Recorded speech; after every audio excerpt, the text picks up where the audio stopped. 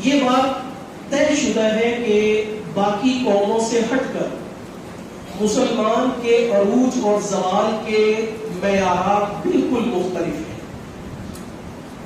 دنیا میں جتنی بھی اس وقت مذاہب کے اعتبار سے، نظریات کے اعتبار سے قومیں، لوگ، مذاہب آباد ہیں، ان سب سے ہٹ کر مسلمان کی کامیابی، اس کے عروج کے معیارات، ساری کی ساری چیزیں ان سے مختلف ہیں۔ میرے اور آپ کے لیے کامیابی، عروج اور زوال ہمارے اختیار میں اللہ نے ہمیں دیا ہے۔ جس وقت میں ہم چاہیں ہم اپنے آپ کو عروج کی طرف لے جا سکتے ہیں، اور جب ہم چاہیں ہم اپنے آپ کو زوال پذیر کر سکتے ہیں۔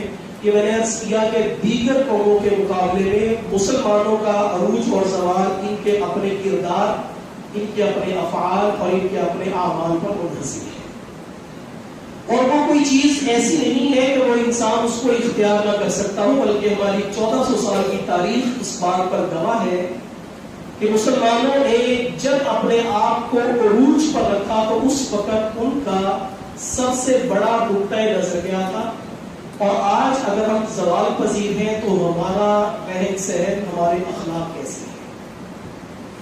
مسلمان کے عروج کی، اس کی کامیابی کی ضمانت قرآن کریم پر عمل پیرا ہونے سے ہے۔ جس دور کا، جس صدی کا، جس وقت کا مسلمان قرآن کے مطابق اپنی زندگی گزار لے گا، یہ عروج اور ترقی کی راہ پر گامزن ہو جائے گا، اور جس وقت کے بھی، جس بھی دور میں رہنے والے مسلمان قرآن سے جتنے دور ہوتے چلے جائیں گے اتنے ہی زوال پذیر ہوتے چلے جائیں گے۔ یہ اللہ کے نبی سرکار دو عالم صلی اللہ علیہ وسلم کی مبارک حدیث طیبہ کا مفہوم ہے۔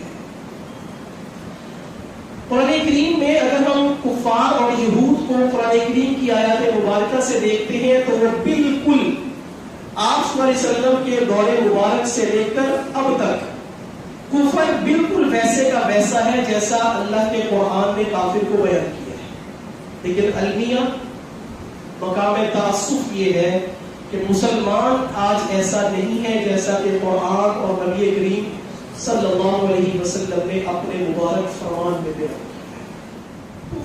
میں اکثر سیرت کے خطبات میں یہ عرض کیا تھا، ایک ہے محبت رسول، ایک ہے امت کی نبی سے محبت۔ تو نبی کی ہر امتی کو قیامت تک کے آنے والے کے لیے محبت یکساں میسر ہے، جس طرح دور نبوی کے مسلمانوں کو توجہات نبوی حاصل تھی، قیامت تک کے مسلمانوں کو نبی کریم صلی اللہ علیہ وسلم کی وہی دعاؤں کے ثمرات حاصل ہو گئے۔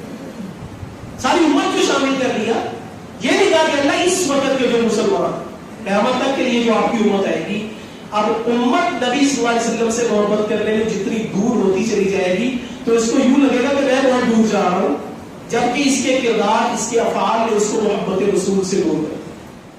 مسلمان احساس ایک ایسی چیز ہے جو اہل ایمان کے اندر قرآن نے اور آپ صلی اللہ علیہ وسلم نے اور دین اسلام نے مسلمانوں کے اندر احساس کو بیدار کیا تھا۔